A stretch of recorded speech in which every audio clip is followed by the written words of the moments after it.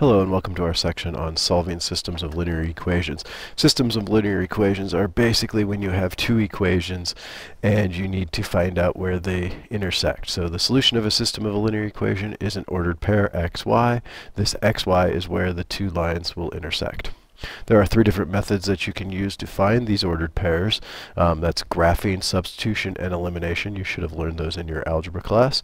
If not, we'll go over those today. Every method is valid. Every method has its pluses and minuses to doing it, the pros and cons of them. It's just a matter of what's going to work for us in this particular situation. So I will give you an example of how to do this for all three of them. In this. So here is my equations. Here are my equations here. We want to find the point of intersection of the following lines. And usually they don't say find the point of intersection. They usually say something like solve the system. And that means you need to know that you're looking for the point of intersection. So if I'm going to start by method one by graphing, I have to get these guys into y equals form. So that means I have to divide everything by 3 in the top equation. So in my first thing I have to do, so like I said, I have to solve for y. So in the top equation I have 12x minus 21, and if I divide everything by 3,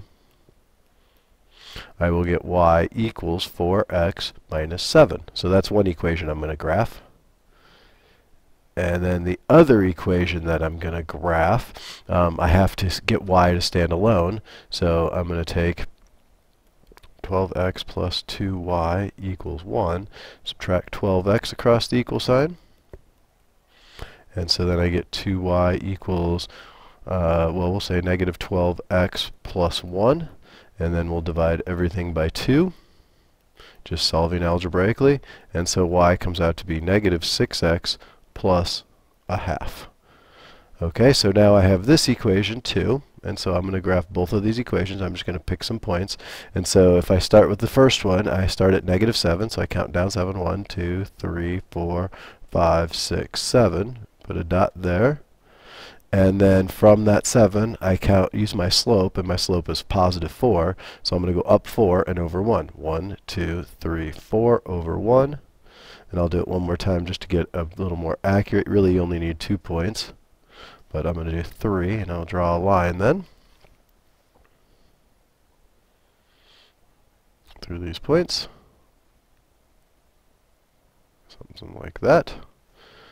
And I'm going to extend it. Alright, so that will work for us. And now we are going to graph the other one, which is a little trickier because we have to use plus a half, which is about halfway between these guys, so like right there. And so then I got to count down 6. 1, 2, 3, 4, 5, 6, and over 1. So that's going to be something like right there. And so now if I get a line between those 2 points, you can see that they are going to intersect, and the lines would keep going forever and ever. But I'm just going to use those as my example here. And so you can see that my x value is somewhere between 0 and 1 where they cross. I'm going to call it 3/4. So we'll say x is about 3/4. And then you can see that they cross at 1, 2, 3, 4 down. So the point we're looking at is this guy right here. And so 4 down, so my y value is approximately 4 down. And so the hard part about graphing, at least that I've found, is that it's not the most accurate way of getting the answers. And so that looks like that looks pretty good for what we're talking about where they intersect. But that's graphing. So you just get them in y equals mx plus b form, and then graph them and find out where they cross, and that's my ordered pair where they are.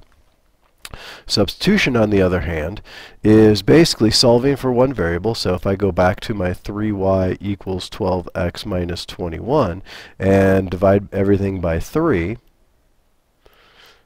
I can say y is equal to 12, but it's basically what I have over there from before. I don't really need to do the work again. 4x minus 7, I could also have solved the other one, and if I solved them just like I was doing in the previous one, I could say y equals negative 6x plus 1/2, and since I solved both of the equations for y, doing the same steps, I can then set them equal to each other, substitute that y is equal to this and y is equal to that, and set them up as negative 6x plus 1/2 will equal 4x minus 7. Now, you may not like that way. You could solve this and move the 6 over, add the 7, and you'll get your solution.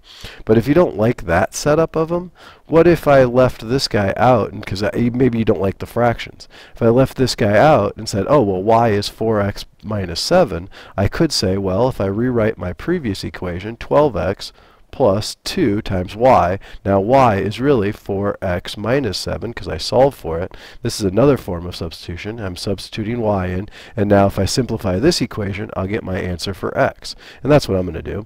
So I'm going to say I still have 12x plus 8x. Now don't forget to multiply both guys by 2, and so we get negative 14 equals 1. So I have 20x's minus 14 equals 1, and so that if I add 14 across the equal sign, I have 20x equals 15, and if I divide by 20, I get 20/15ths, which actually reduces to 3/4, which is what I had in my graphing solution over there. But that's still not my final answer, because I need to find out what y is, so I need to plug in this x value into my y equation to find my y value, and so that would be y equals 4 times 3/4 minus 7.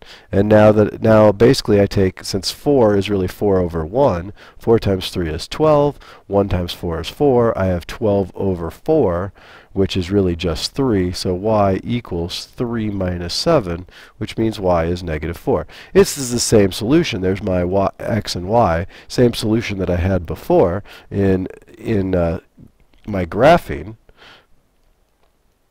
But it's a little more accurate, because sometimes if I look at my graph, it may not be I may not be able to tell it's 3/4 of the way across. I may have said it was a half or something like that.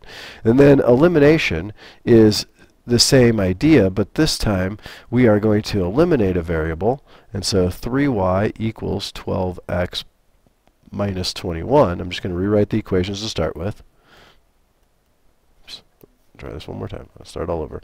Alright, so we have 3y equals 12x minus 21 and 12x plus 2y equals 1. Okay, so now I've got my equations, and to do elimination, what I end up doing here is I need to have my x and y's on the same side. So I'm going to move the 12x this on the top to get my x and y's all on the same side of the equal sign. I'm going to move the 12x across the equal sign over here by subtracting it. Well, since there's no other x's, I can write this as negative 12x plus 3y equals negative 21. So there's my new top equation. The old bottom equation is still 12x plus 2y equals 1.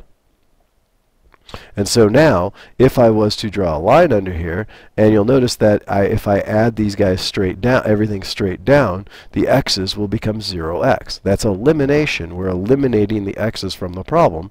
And there's other things you might have to do. You might have to multiply. You might have to multiply a row by something. You might have to subtract a top. If these guys were both 12x's, I would subtract the bottom row from the top, things like that. There's methods to do this, and we'll talk more about these guys in class. But so if I just add these straight down, you'll notice that I get 0x, so that's gone, so I'm not even going to write it. Down here I get 5y equals, and if I add these guys together, I get negative 20. Well, if I divide by 5, you can see that my y is negative 4. Well, there's my y value that I've gotten twice before, now 3 times, and now I have to plug this guy into any one of the equations. It doesn't matter which one. I'm just going to plug it into the bottom one because it's all positive signs up here. So if I say 12x, now I have to remember substitution, but this time I know y is negative 4, and so now it's just a matter of solving for x. So 12x will minus 8. 12x minus 8 equals 1. If I add 8 across the equal sign, 12x will equal 9. And if I divide by 12, x comes out to be 3/4 when it's reduced. 9/12, which reduces to 3/4. So again, I get the same point of intersection, 3/4 and -4. Doesn't matter which method you use, you need to kind of work with them. And we'll be talking about these methods in class when you come to class. So if you have any questions, please be prepared to ask.